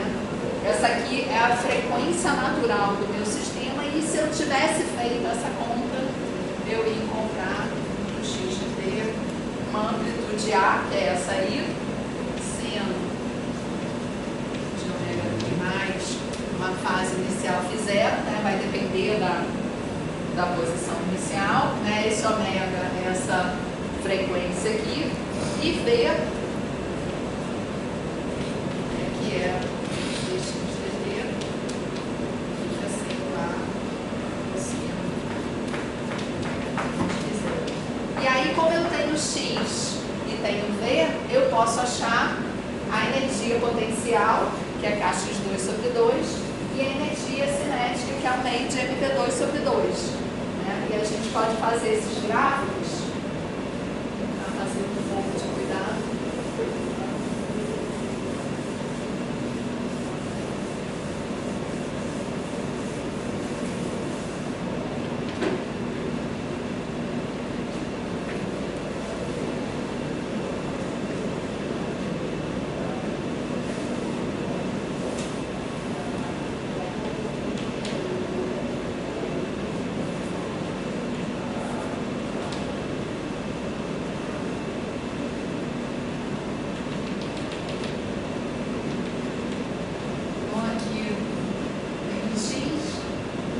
Ele vai estar entre A menos A, né, e ele vai com cosseno. Então, deixa eu pegar aqui V sobre 2.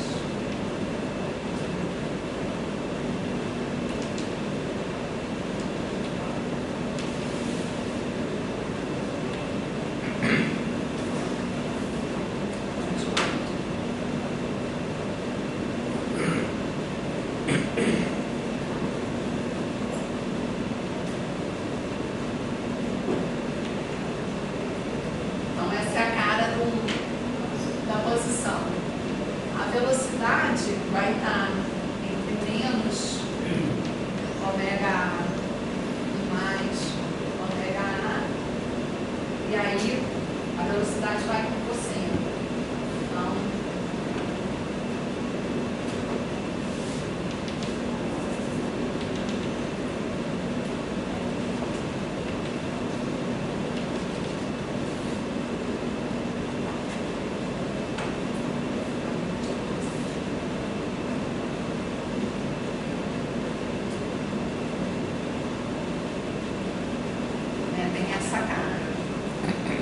e aí, se a gente olha para o gráfico da energia,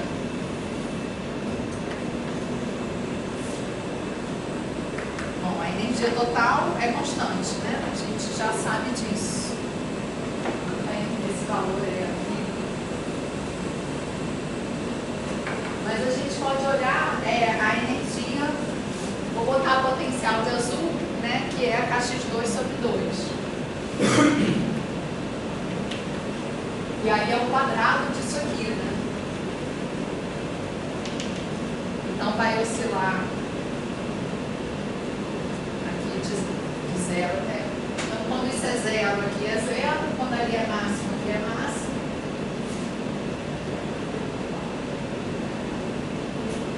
Né? Então essa de azul é a energia potencial. E a cinética, vou botar de rosa. Então, ela começa do valor máximo, vai para zero.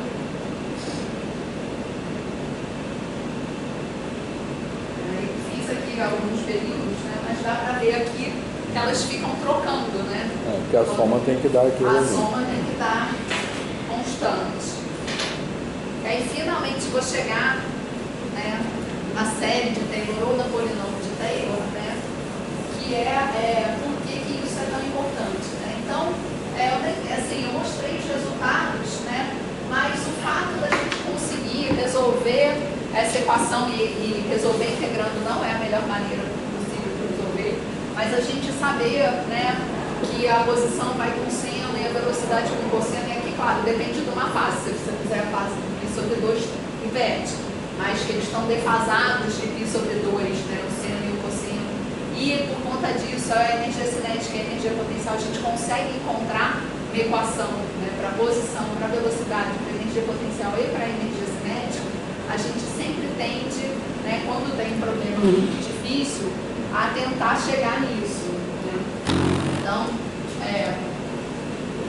se a gente tem um sistema que tem uma energia potencial parecida ali com aquela que eu tinha desenhado, né, você tem alguns mínimos, você quer, em torno desses mínimos, né, aqui x0, né, aproximar esse sistema por uma parábola. Né?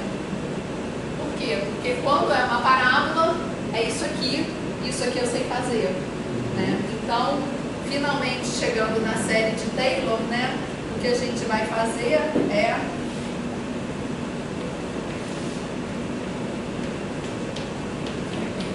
ou polinômio, né, a gente já vai ver que a gente vai truncar em ordem 2 em torno de x igual a 0. x0 aqui, no ponto de mínimo. E a gente pode também, né, pegar aqui e fazer a mesma coisa para esse outro carinha aqui, né?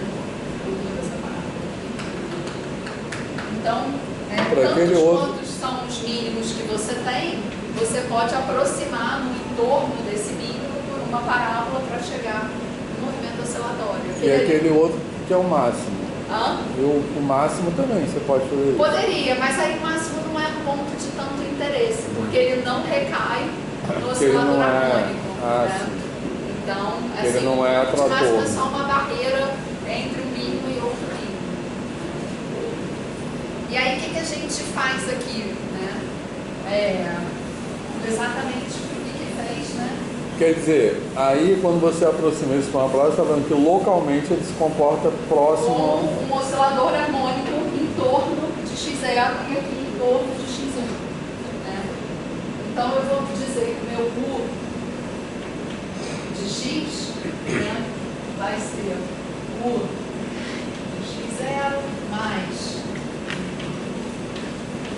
o termo de primeira ordem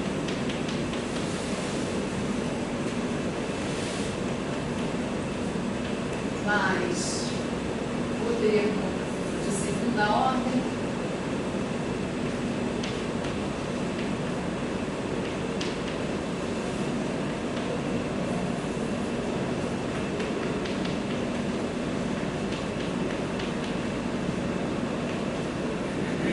e aqui, né, eu poderia colocar o termo de terceira ordem. Ali é o quadrado.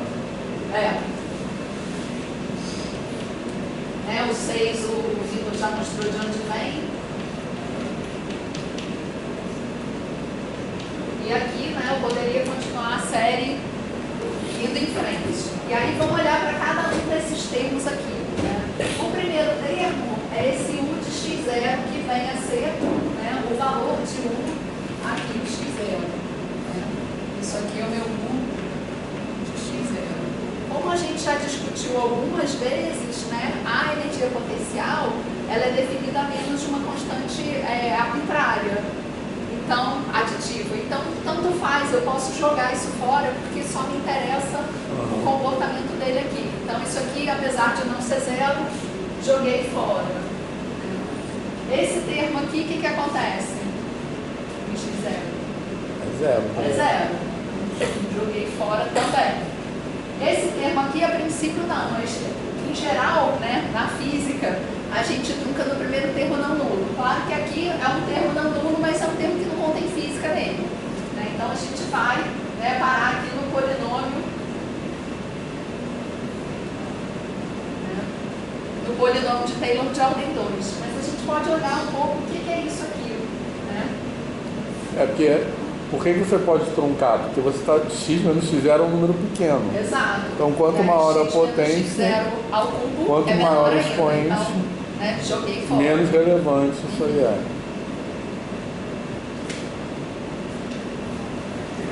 E isso aqui, né? Então vamos olhar um pouco para esse cara aqui. Né? A primeira coisa, né? Isso aqui, como é um ponto de mínimo, sempre isso aqui vai ser maior que zero. A gente quer que seja. E aí eu posso reescrever esse cara aqui, né?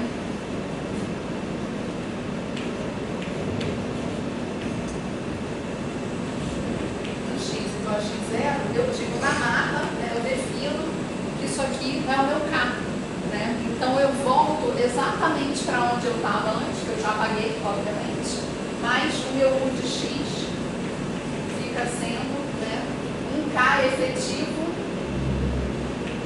x menos x0 ao quadrado, que é exatamente a expressão que eu tinha.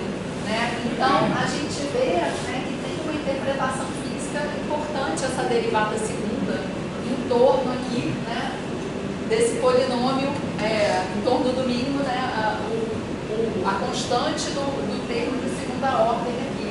Né, que isso aqui vai ser exatamente o K, que é a dureza da mola. Né? Então, se isso aqui é um valor grande, né, esse sistema tem dificuldade de oscilar porque a força restaurativa é um K muito grande. Se ele é um K pequeno, ele oscila mais rápido. Né? E isso tem várias implicações em sistemas físicos. Né? Em sistemas em que a gente tem elétrons em uma rede, que a gente aparece, né, esses pontos de potencial, esse valor de K está associado com a massa efetiva do elétron. Porque o elétron que está andando nesse meio, ele não tem a massa como se ele estivesse solto. Então, se ele, né, é mais pesado, o elétron menos pesado, dependendo da abertura ou não desse negócio. Então, né, esse exemplo tem várias ligações aí com outras coisas da física. E aí, era isso. Perguntas? E aí, pessoal? Quer dizer, o que você está fazendo aí é que você tem uma energia potencial que tem uma expressão qualquer e que perto desses pontos de equilíbrio perto dos mínimos, porque aí assim, os pontos de máximo não, né? Nem dos equilíbrios indiferentes. Mas do máximo também, você poderia fazer isso. Não mas faz... aí não vai cair no oscilador harmônico. Né? Perto dos pontos de mínimo, você expande né, usa o polinômio de Taylor de ordem 2 para chegar num oscilador harmônico nesse entornozinho aqui. Mas não vai chegar no oscilador harmônico, mas também vai valer que a energia potencial perto desse ponto é próxima da derivada segunda. Né? Exato. Só que não vai interessar dessa mesma forma. E aí, pessoal, eu quero falar sobre as próximas aulas antes de a gente acabar. Perguntas? Aprenderam coisas de física? Eu aprendi. Eu acho que assim, na licenciatura esse tipo de discussão não faz, né? Faz um pouco? Bem raso assim.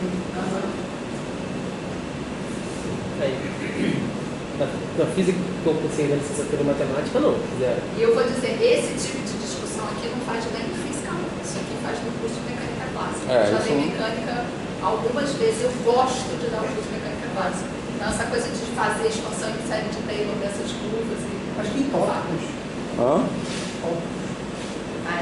Qual? Tópicos. Mas qual tópicos? Física clássica. Eu acho. Então, esse negócio... Bom, aí não sei. Eu não lembro direito, foi na pandemia, mas eu acho que ele passa isso. Esse negócio de... essa aproximação por série de Taylor, eu não tenho nenhuma lembrança de nunca ter visto isso na minha vida. E assim, as outras coisas, função energia e tal, eu lembro de ter visto isso nos cursos de física da graduação. Assim, mas aí as coisas voltando à tona. Agora, isso aí eu acho que a gente não vê em momento nenhum. Isso aí de aproximação... Tem vários tipos assim, de curva de potencial de sistema físico. Então, o potencial de Lennard-Jones, que é um potencial que vai com 1 sobre R6 e 1 sobre R12, né? Que quando você tem átomos neutros, eles se atraem por esse tipo de força, né? Então, mas você não consegue resolver, mas aí no entorno, né, você tem um mínimo lá, e aí você consegue resolver. Tem, né, alguns potenciais que são conhecidos e usados na física, que aparecem nesses mínimos e aí eles usam. Legal. Então, eu queria falar um pouco sobre as próximas aulas para a gente decidir. Viu?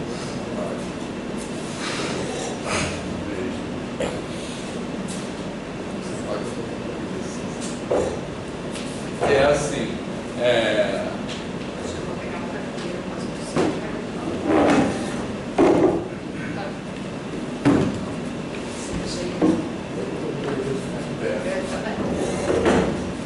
Então, olha só, na semana que vem eu queria voltar a essa questão de polinômio de Taylor para demonstrar o teorema aqui.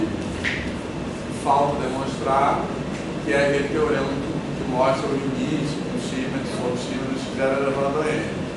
E justamente uma aplicação direta desse teorema é que tem muito a ver com isso aqui, que é a classificação de pontos críticos, beleza? Que basicamente é assim, a gente aprende em cálculo que quando a derivada primeira é zero, pode ser um ponto de máximo, ponto de mínimo, um ponto de flexão, certo? Mas como a gente sabe, olhando para as derivadas, quem que é cada um desses, né? Isso é uma aplicação de polinômio de Taylor, beleza?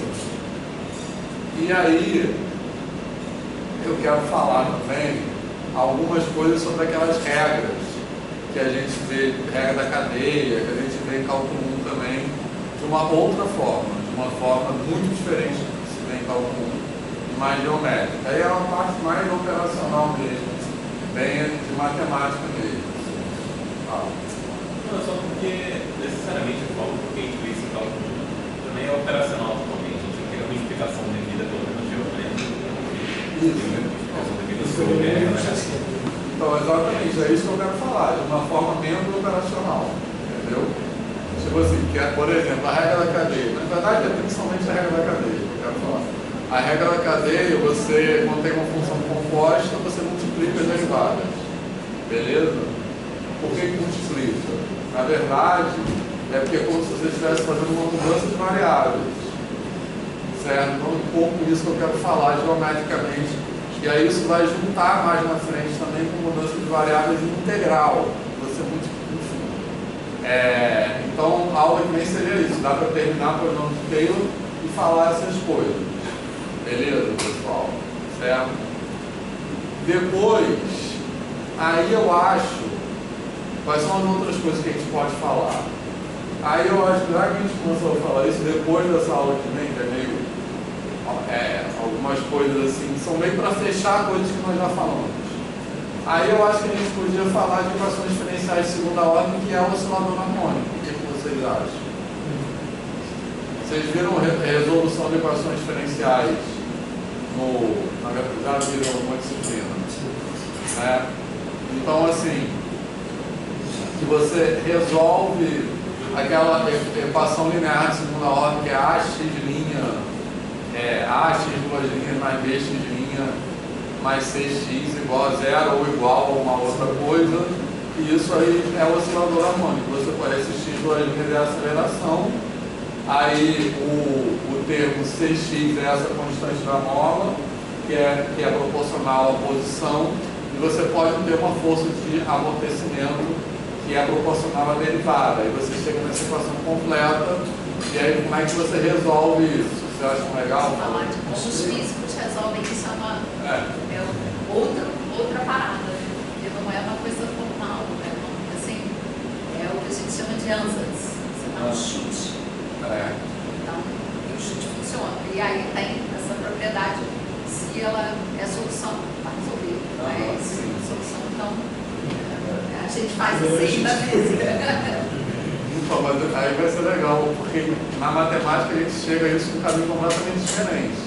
A gente resolve mesmo, assim, analiticamente.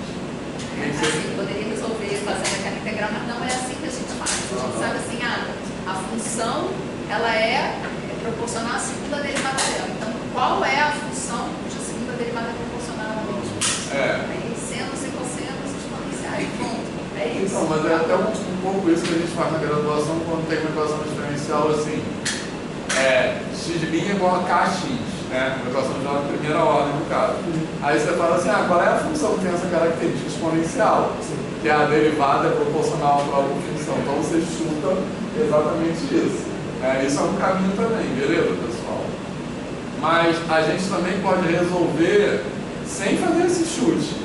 A gente pode resolver analiticamente mesmo e a gente chega na função exponencial, que no caso, dependendo, pode ser uma função exponencial ou uma função trigonométrica. Beleza? Na verdade, se não tiver o termo de amortecimento, vai ser uma função trigonométrica, porque ele vai ficar oscilando para sempre. Se tiver o termo de amortecimento, vai ser uma função trigonométrica modulada por uma exponencial, que vai ficar fazendo assim, que vai tender a zero, beleza? Só que a gente chega nisso, tem um método que a gente chega nisso sem fazer esse chute. Então, esse chute também é válido, tá? Mas eu acho que é legal ver de vários. Vocês acham legal a gente falar disso? Pode ser sincero. Acho. Só que, aí, para falar disso, para fazer esse método, isso é uma aplicação de álgebra linear, a gente precisa de autovalores e autovetores.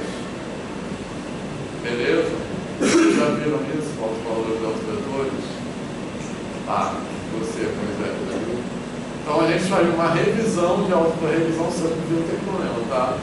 A gente faria uma revisão de autovalores e autovetores. Na verdade, vai precisar só no caso 2x2, tá? Matriz de 2x2. Que eu acho que é legal também, porque eu acho, tenho a impressão, que autovalores e autovetores é super mal visto, na verdade, né? Mal visto, visto superficialmente, é isso que eu quero. Ah, tá. Mas pode ser mal visto. É mal visto. Mas dois sentidos. Mas eu quis dizer visto superficialmente. Por exemplo, qual é a interpretação geométrica de autovalores e autovetores? É preservar a direção quando você tem uma transformação linear. Beleza? Professor, eu acho que a gente tem alguns preconceitos assim, dentro da física, com algumas matérias de matemática, justamente pelo fato de, no momento que a gente vê elas na graduação, elas não terem sido contextualizadas. Esse é um curso de contextualização. Eu acho que é legal, porque pode até quebrar essa barreira que você Então, tem. a álgebra linear é assim, autovalores, autovetores, a base onde está sentada toda a mecânica A quântica, exatamente. Então, assim, ela não se deu conta que ela sabe autovalores e autovetores porque ela viu com o Natanael nessa discussão que vocês estavam fazendo. Então, mas assim, é muito central para a física. A gente não saber primeiro isso. Exato, e aí quando vê a álgebra, primeiro, a gente, da física, que está vendo, não tem a maturidade para entender as relações, porque você ainda nem sabe. Não, mas a conexão ela E o professor que dá da matemática não sabe essa conexão. Exatamente. Isso, assim, porque se ele soubesse, ele podia dizer, isso lá na frente vai estar totalmente relacionado. Então, aí eu não sei. E assim, todo o formalismo da mecânica quântica, o espaço de Hilbert, é muito formal matematicamente. Né? E até a Vitor falou de emaranhamento, de você conseguir dividir o subespaço. E é um gap muito grande na graduação para você fazer esse link. Caraca, eu fiz isso. Mas então, isso aí eu não sei nada mesmo de mecânica quântica, tá? Como não sei se vai dar tempo de falar aqui. Então, acho que assim, eu posso falar um pouco da relação de autovetores e autovalores, eu acho que é legal. Mas independente disso, autovalores e autovetores tem, primeiro, que é uma coisa muito geométrica, e eu acho que na disciplina de álgebra linear a gente vê só como calcular, não vê essa interpretação geométrica, e além disso... de mudança de base, que é como se você fizesse uma rotação do espaço. Que até dá para fazer, exatamente, é como se você fizesse não somente uma rotação, porque pode ser não ortogonal, mas como se você fizesse uma mudança de eixos. E aí você vê a ação daquela transformação linear de outra perspectiva, na qual é mais fácil entender essa ação. Você pensar que você vai diagonalizar uma matriz, você encontrou qual a base que... Diagonalizar é isso, uma matriz. E eu acho que você vê como calcular autovalores de autovetores, como diagonalizar, e não vê nada disso. A interpretação geométrica mesmo. Além disso, a Tereza falou de mecânica quântica, mas independente da mecânica quântica, autovalores de autovetores é uma coisa que tem muitas aplicações. É uma coisa muito, até o buscador do Google antigamente era, agora é IA, né? Mas antes da IA era uma aplicação de autovalores de autovetores, para você chegar no ranqueamento, né? Assim. Então, enfim, estou dando só um exemplo. Autovalores de autovetores, cadeia de Markov, uma coisa que tem muitas aplicações. Então, é uma coisa muito central na temática. E a gente vê de uma maneira não passando. Assim, na graduação, só isso eu acho muito pouco.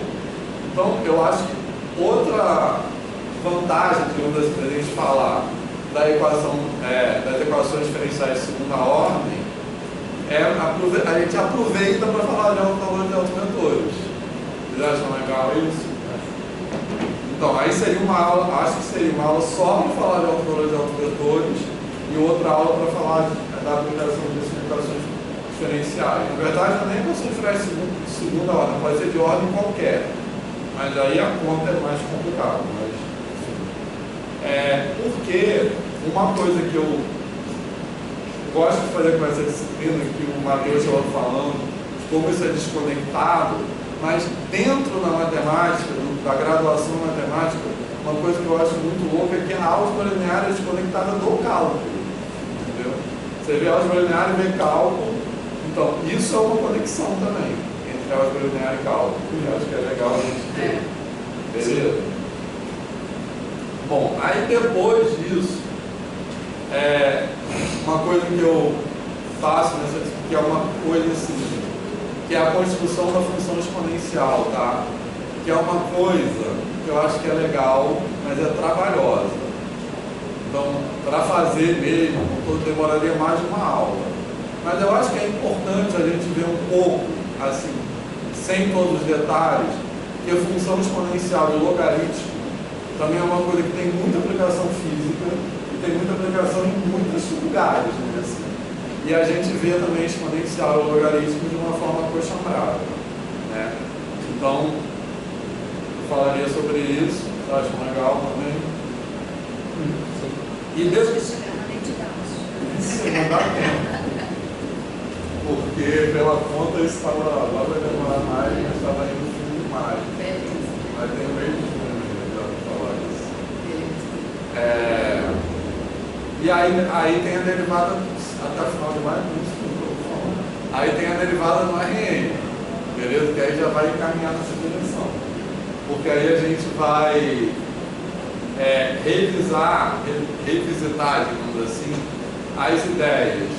Várias ideias que a gente vê na graduação, de gradiente, derivada direcional, né, gradiente que aponta para uma maior variação, todas essas coisas. Tem aquele determinante jacobiano, lembram disso? Determinante jacobiano é quando você faz uma mudança de variáveis na integral, múltipla, e você multiplica para aquele determinante jacobiano. E eu acho que na graduação isso fica tudo um monte de coisas, assim. Né? E na verdade, essas coisas todas são unificadas por uma ideia, que é a ideia de derivada como transformação linear. Então a gente falaria disso. Beleza? E aí já entra em integral, porque já emenda nessas coisas. E aí a gente vai falar de teorema fundamental do cálculo, que é rápido, assim, que é uma aula para falar da construção da integral, teorema fundamental do cálculo. E aí a gente vai ver os outros teoremas de Green-Gauss-Stokes para cada disciplina. Seria isso. Acharam legal? Sim.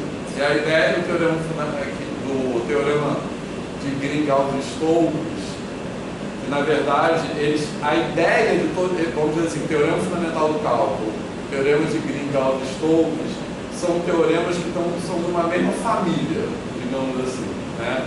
Porque basicamente eles relacionam o que acontece na fronteira do conjunto com o que acontece no interior do conjunto. Assim, isso que eles têm em comum. No caso do teorema fundamental do cálculo, a fronteira do conjunto são os pontos A e B. Aí no caso, aí, dependendo do teorema de Green e teorema de Stokes, é uma curva, né, com o interior dessa curva. E o teorema de Gauss é uma superfície com interior da superfície. Mas todos, matematicamente, eles se relacionam com o que acontece na fronteira com o que acontece no interior.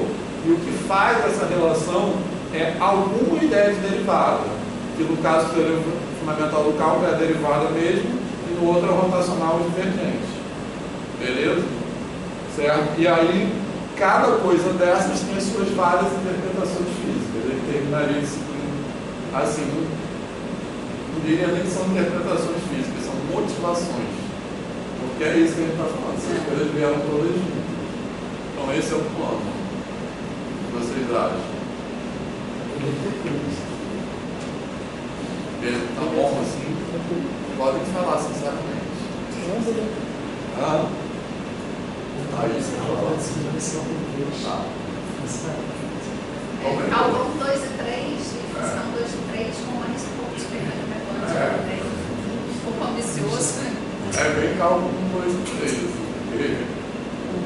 É porque a única coisa que eu não falo para vocês normalmente é equações diferenciais. Mas aí depois, no final, eu falo de integral de Lebesgue, que a gente não vai falar e que é muito mais difícil que tudo isso que eu estou falando aqui. Então, e cabe nessa disciplina, entendeu? Essa parte integral de Lebesgue a gente não falaria, que é a parte mais difícil, com certeza. Entendeu? Tudo. Então, por isso que eu estou achando que cabe. É bem mais difícil que o teorema de Green-Gauss-Stokes, que é uma coisa que a gente não vê na graduação da matemática, a não ser que faça disciplina eletiva de medida e integração, mas normalmente a gente não vê.